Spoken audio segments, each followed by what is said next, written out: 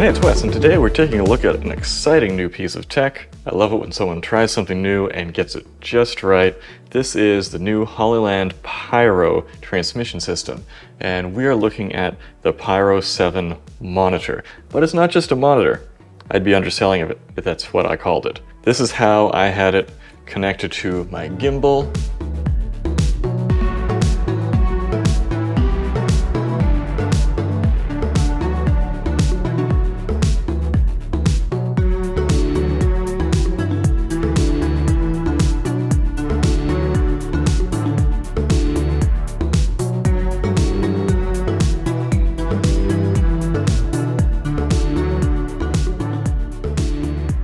Let's take this off and take a closer look. And we're going to keep things organized and go through this with the categories, starting with the build quality. So the Pyro 7 is a largely magnesium chassis, which Hollyland says is more impact resistant than aluminum. That might be the case. More professional things tend to be made out of magnesium rather than aluminum. A lot of high-end cameras are made out of magnesium. The sled on the back, however, is plastic. That's because it's replaceable. You can have a V-mount or a gold mount instead of the Sony MPF mount. I would rather have the Sony mount. It's a little more versatile.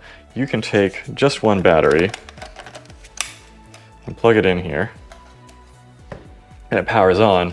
And so the big advantage of the Sony MP style batteries is that you can hot swap batteries, put another one on, take the old one off. Let's try that out. So our monitor's on, put in another battery, take off the old one, and there you have it, the monitor's still on. That's really nice. Especially nice for something that supports recording internally, and we'll talk about that later. Now, if we look closer at this, we have a 1/4-20 mounted here, and here, and here, right into the magnesium chassis. We have a nice power switch on the top. I love it when it's a sliding switch, physical switch, and not a hold down button. We have two function buttons that are customizable.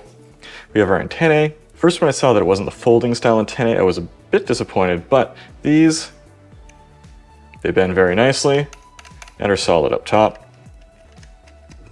and are also very easily removable if you're not going to be using it as a transmitter or receiver. Come around to the side here, we have an SD card slot. And on the back, you'll see we have SDI in, SDI out, DC power in, HDMI out, headset, and USB. One thing I was pleasantly surprised about, but also annoyed initially, is there is a speaker in here, and it's reasonably loud for a small monitor. It's not like iPad volume by any means, but as soon as I plugged it in, I started getting a feedback loop going on, so I had to be aware of the fact that this is producing audio. The screen itself comes with a screen protector installed. Let's see what the screen is made out of.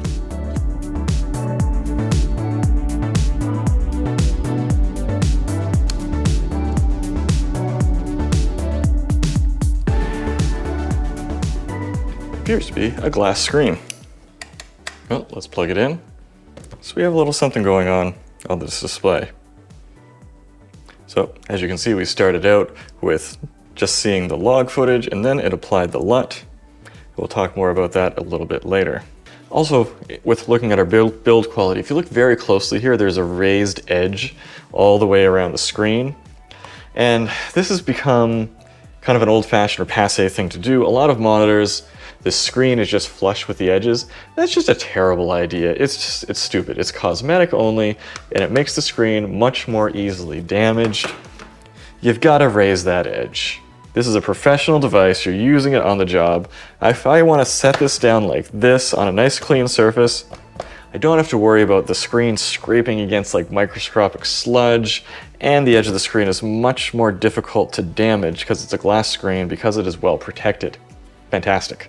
So overall, this has all the positives for build quality, almost no negatives. The only negative that I can see, and I say this about every device, that just doesn't have weather sealing. It would be possible to make something like this with weather sealing, just might be a lot more expensive to do. However, that gives us a 9 out of 10 for build quality. Feature set, this is where we get into the nitty gritty here. This is a 1920 by 1200 display, although it is made to receive 4K 30p signals. Unfortunately, it does not do 4K 60. It also transmits 4K 30 and 1080, which most other devices in this class, whether it be transmitters or the rare monitors with transmitters, they do not transmit 4K 30. So if you're recording in 4K 24 or 4K 30, you have to set the output of your camera to something different to send it out to your transmitters or monitors. Some transmitters will automatically downscale to 1080.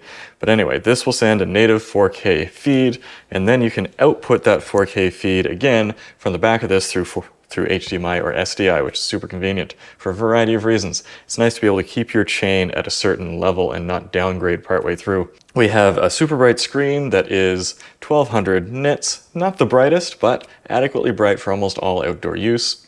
60 millisecond latency, although there are also dedicated transmitters and receivers in this line, and the S series transmitters boast a 50 millisecond latency. It's very fast, but you're still missing about a frame. It's very fast, but not the fastest in the market. They advertise a 400 meter range. Myself, I only have the monitor. I don't have the dedicated receivers, so I was using my phone and iPad as the receiver, and those have much smaller antennas, and so I'm only getting 100 to 200 meters of range, and we'll have a range test later in this video. We're not just going to take the numbers at face value. You can stick a USB stick in the back of the USB-C port, or using the SD card and load LUTs into here. So I have loaded my own LUTs, which I can look at down here. There we go. LUTs. So I put in 2 LUTs. I put in the Phantom Tungsten and the Phantom Neutral, which are the LUTs that I use most. And I also use the 65X versions, which are much larger files that a lot of monitors and displays are not compatible with. This does just fine with that, so you can use the big professional level of LUTs. And as you can see down at the bottom of the screen here, we have all the photometrics, we have the waveforms and the color vectors, histogram, focus peaking, zebras, love zebras. False color, we have our LUT turned on, LUT turned off. Takes a second to load it each time. We can change our zoom level. Oh, that got trippy. We can add our frames. Yep. We can de-squeeze or mirror or rotate. Or we can live stream. Through the USB-C port in the back, you can use this as a stream encoder. Plug this into your computer, and it takes your camera signal through HDMI or SDI and turns that into a webcam. Fantastic. If we open up our other option menu here, you can see we can turn on or off the wireless. We can set this as a transmitter or a receiver, or you can use this in strict broadcast mode. You can choose your bit rate, so a lower bit rate in smooth mode will get you a better connection, smoother frame rates, or in HQ mode, if you're closer, more stable, you can get a higher bit rate that's a lot more higher quality.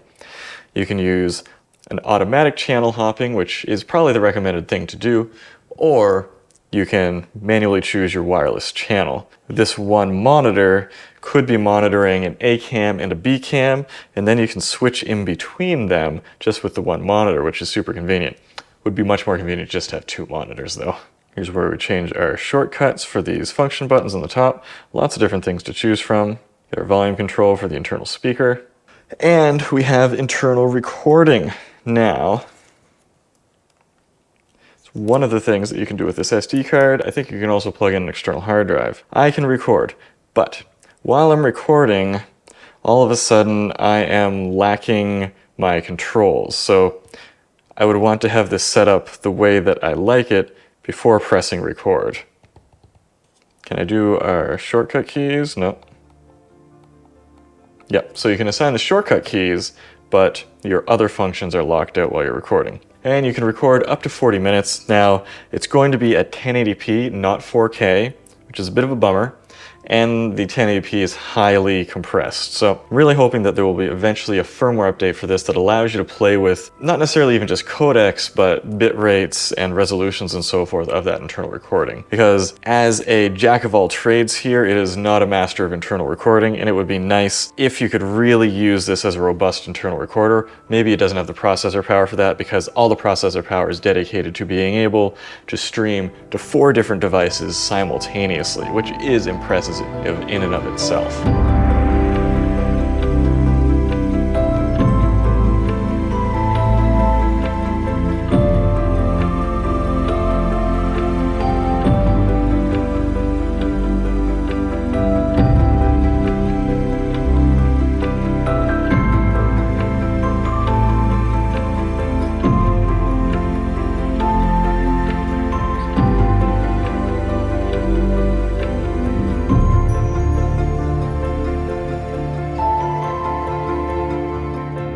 there you have it. That is just a crazy amount of features.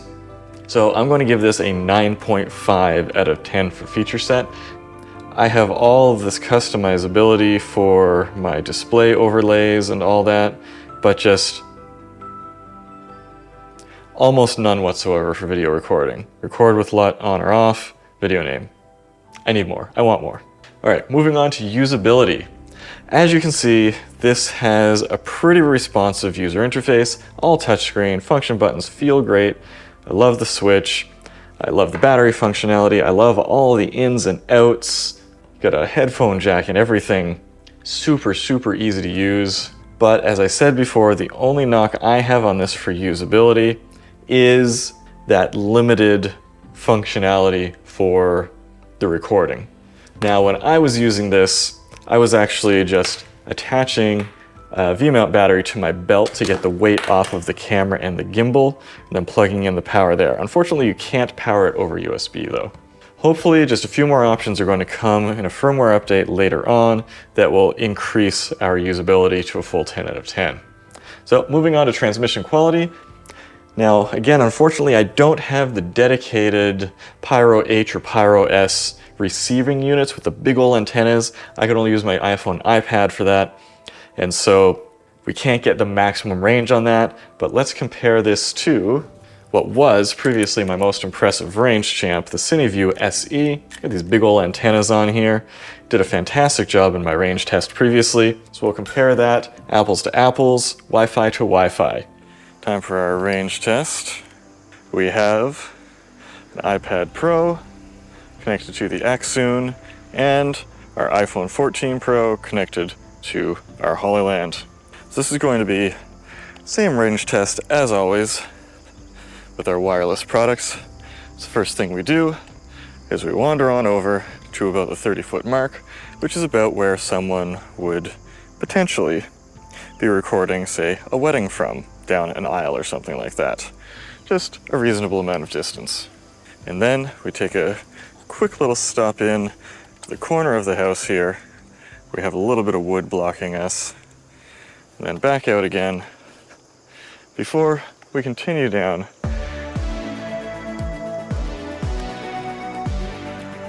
towards the woods. A little bit damp out here. Possibly should have worn my rubber boots. Are we focusing? Nope. There it is. How are we doing? Holding steady? Hard to say. All right, we're at about the 60-meter mark at this point, at the edge of the forest. If we look back, it looks pretty far, but we're shooting at 16 millimeters here. And let's head into the woods.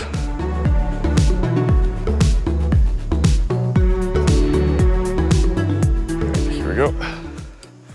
Get a little green in here.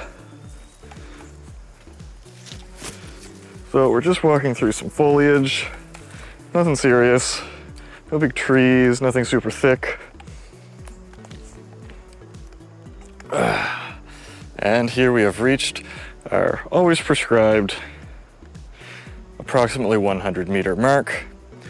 I can see the cameras and the setup from here, even if you can't. And we'll walk on back and see how that did. I have no idea at this point.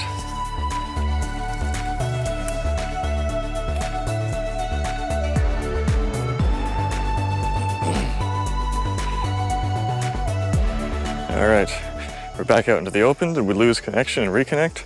I don't know. But one thing that we're going to do now that we don't normally do with the wireless audio transmitters, we're gonna walk around the house. Oh, sun suddenly came out. Do I have auto exposure turned on? I do not. Look at these gorgeous blown out head highlights. Okay, we're going around the back of the house, so passing through some of the house. Whew. This camera rig is heavy. Too many transmitters on one gimbal. Passing around the far side of the house. Here we are. Coming back around the front of the house.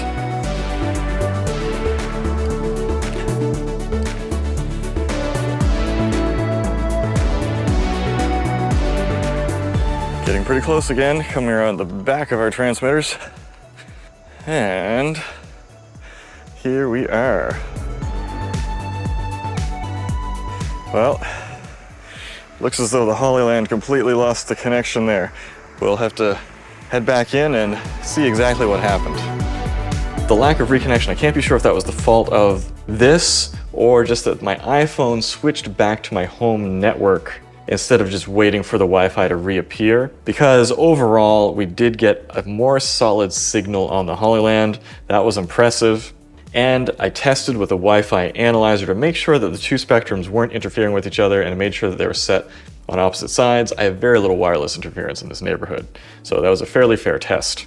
So for transmission quality, for mobile devices, I'm going to give this an 8 out of 10. I strongly suspect that if I had the dedicated transmitters receivers, it would probably be a 10. Value. This is where I was really surprised.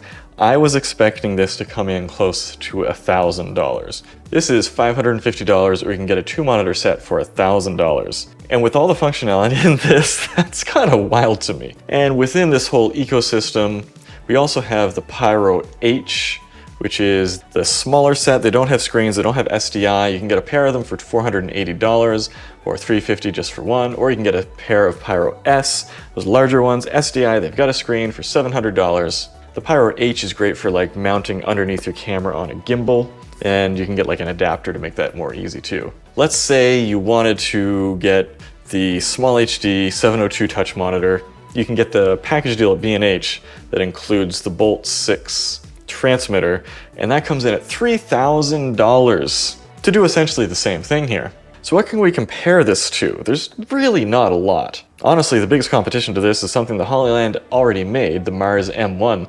$500. That's 1080p transmission, 1000 nit screen, so a little less and a little less for just $50 difference. That's not a big difference.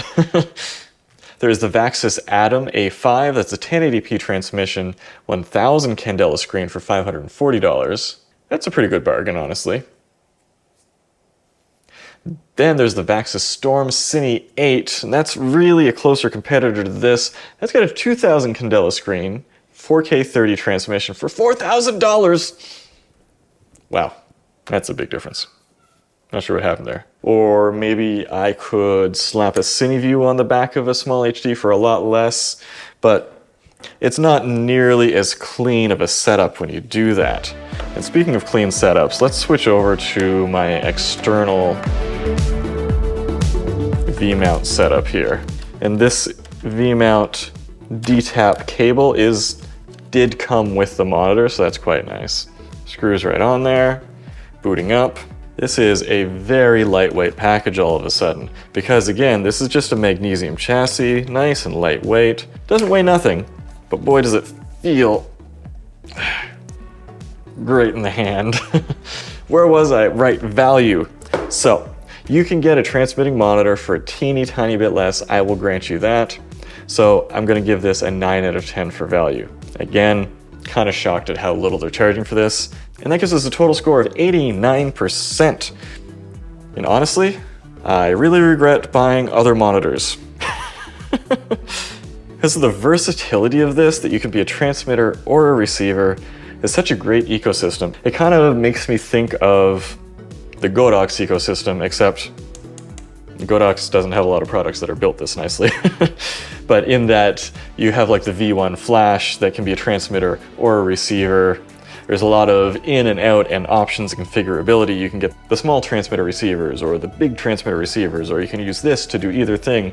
You have so much configurability and customizability that you can get the job done however you want. Now, unfortunately, this is not compatible with the old Hollyland systems, which incidentally, I have the Mars system right here, still use it. This one, similarly nice rugged design, and you can really see how the design language has evolved between the two of these. I like that. There's a new CineView that recently came out, and they completely backtrack on the design language, and I don't know, maybe it's just because I'm an artsy-fartsy guy. I was like, why did you do that? Is it made by a different team? Where's the consistency? Thank you, Hollyland, for keeping things interesting, making something new for all of us. This isn't just for like bigwig cinematographers, although I'm sure they would love this too. This is priced so that some random YouTuber can have some fantastic options configurability in their life. If you have any questions about this or want to pick one up, there's going to be a link down in the description below. But until next time, let's go take some photos.